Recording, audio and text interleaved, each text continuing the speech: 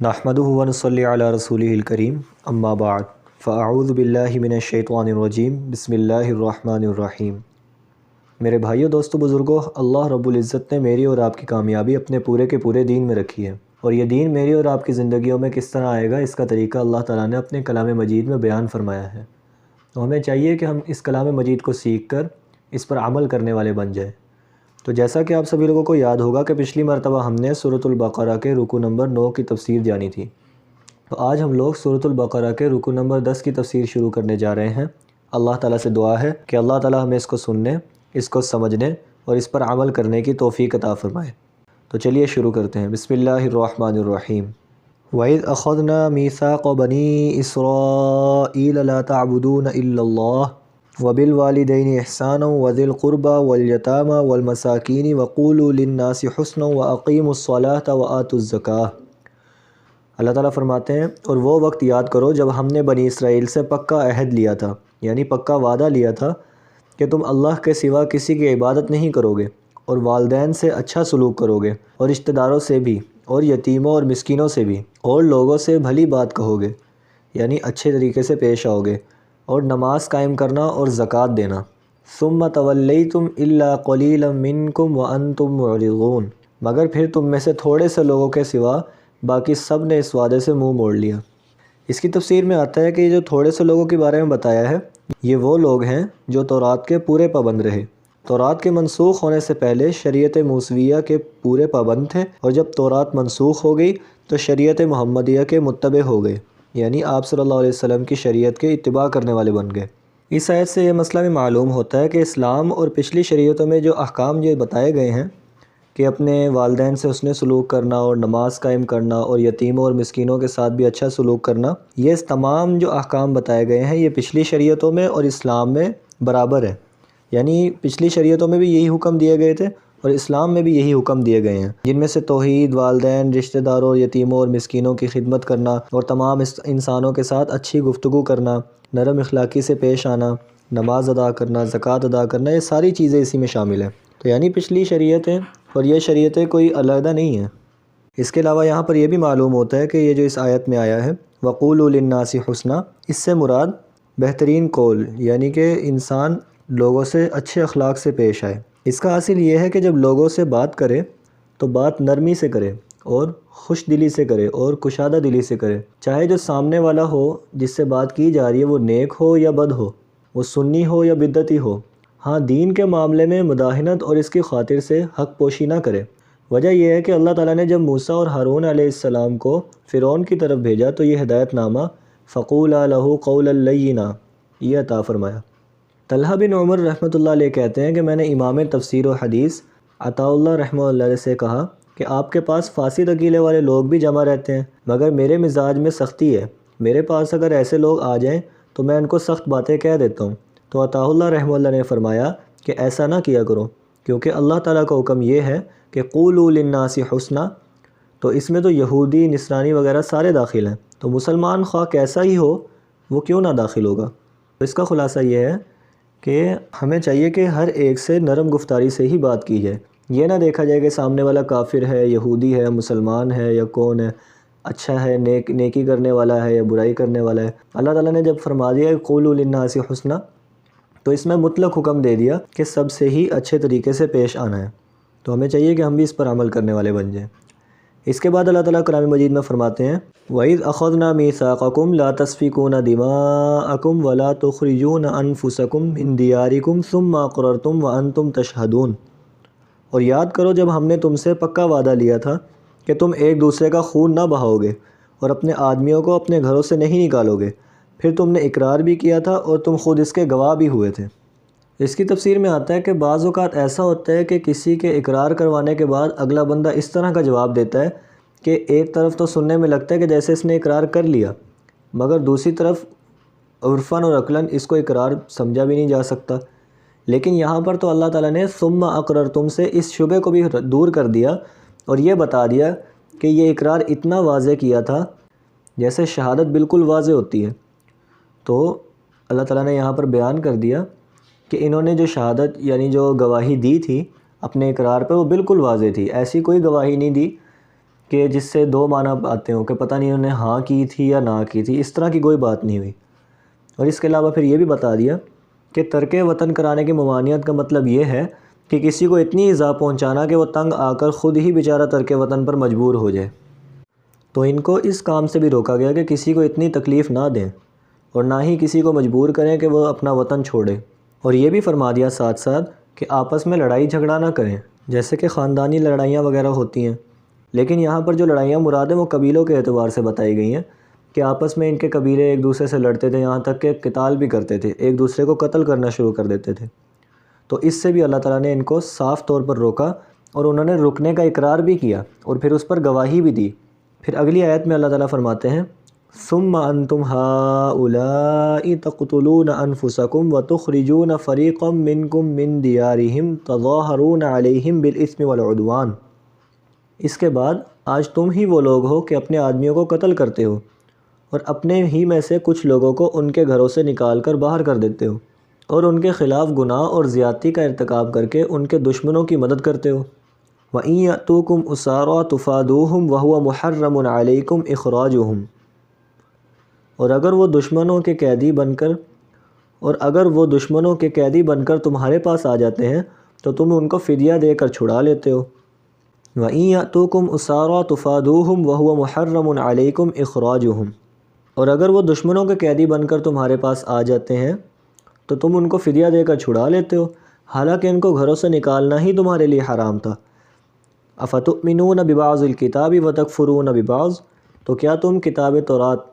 کے کچھ حصے پر تو ایمان رکھتے ہو اور کچھ حصے کا انکار کرتے ہو؟ فَمَا جَزَاءُ مَن يَفْعَلُ ذَلِكَ مِنكُمْ إِلَّا خِزْيٌ فِي الْحَيَاةِ الدُّنْيَا، اب بتاؤ کہ جو شخص ایسا کرے اس کی سزا اس کو اس کے سوا کیا ہے کہ دنیا کی زندگی میں اس کو رسوائی ہو۔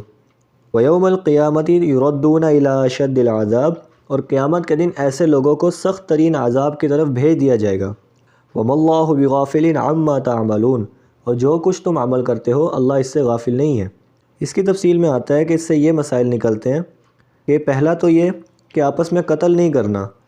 دوسرا یہ کہ کسی کو وطن چھوڑنے پر مجبور نہیں کرنا، اور تیسرا یہ کہ اپنی قوم میں سے کسی کو قید و بند میں گرفتار دیکھیں تو روپیہ خرچ کر کے چھڑا دیں۔ تو اول تو لوگوں نے پہلے دو حکموں کو چھوڑ دیا اور تیسرے حکم کا اہتمام کرنے لگے، اور صورت اس کی یہ ہوئی تھی کہ اہل مدینہ میں دو قومیں تھیں، اوس اور خزرج، اور ان میں باہم دشمنی رہتی تھی اور کبھی کبھی قتل کی نوبت بھی آ جاتی تھی۔ مدینہ کے ارد گرد میں یہودیوں کی دو قومیں بنی قریظہ اور بنی نذیر بھی آباد تھیں۔ اوس اور بنی قریظہ کی باہم دوستی تھی اور خزرج اور بنی نذیر میں باہم یارانہ تھا۔ جب اوس اور خزرج میں باہم لڑائی ہوتی تو دوستی کی بنا پر بنو قریظہ تو اوس کے مددگار ہوتے اور بنو نذیر خزرج کی طرفداری کرتے۔ تو جہاں اوس اور خزرج مارے جاتے اور آپس میں لڑائی ہوتی تو ان کے دوستوں اور حامیوں کو بھی یہ مصیبت پیش آتی تھی، اور ظاہر ہے کہ بنو قریظہ کے قتل اور وطن سے نکالنے میں بنو نذیر کا بھی ہاتھ ہوتا، اور ایسا ہی معاملہ دوسری طرف بھی ہوتا۔ تو البتہ یہود کی دونوں جماعتوں میں سے اگر کوئی جنگ میں قید ہو جاتا تو ہر جماعت اپنے دوستوں کو مال پر راضی کر کے اس قیدی کو رہائی دلا دیتے، اور کوئی پوچھتا کہ ایسا کیوں کرتے ہو تو اس کو جواب دیتے کہ اسیر کو رہا کر دینا ہم پر واجب ہے، یعنی کمزور کو۔ اور اگر کوئی قتل و قتال میں مددگار بننے پر اعتراض کرتا تو کہتے کہ کیا کریں، دوستوں کا ساتھ نہ دینے سے عار آتی ہے، یعنی شرم آتی ہے۔ اس آیت میں اللہ تعالیٰ نے اس کی شکایت فرمائی ہے اور ان کے حیلے سازیوں کا پردہ چاک فرما دیا۔ اس آیت میں جن مخالف قوموں کی امداد کا ذکر ہے اس سے اوس اور خزرج مراد ہیں کہ اوس بنو قریظہ کی موافقت میں بنو نذیر کے مخالف تھے اور خزرج بنو نذیر کی موافقت میں بنو قریظہ کے مخالف تھے۔ اس کے بعد اثم اور عدوان، ظلم اور گناہ، یہ دو لفظ لانے سے اس طرف اشارہ ہو سکتا ہے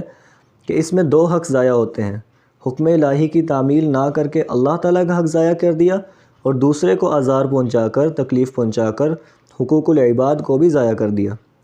آگے اس وعدہ کے توڑنے پر ملامت اور شکایت کے ساتھ ساتھ سزا کو بھی اللہ تعالیٰ نے واضح الفاظ میں بیان کیا۔ اللہ تعالیٰ نے فرمایا کیا بس تم تورات کے بعض احکام پر عمل کرتے ہو اور بعض احکام کو چھوڑ دیتے ہو؟ تو ایسے شخص کے لیے کیا سزا ہونی چاہیے جو تم میں ایسی حرکت کرتا ہے؟ سزا اس کے لیے یہی ہے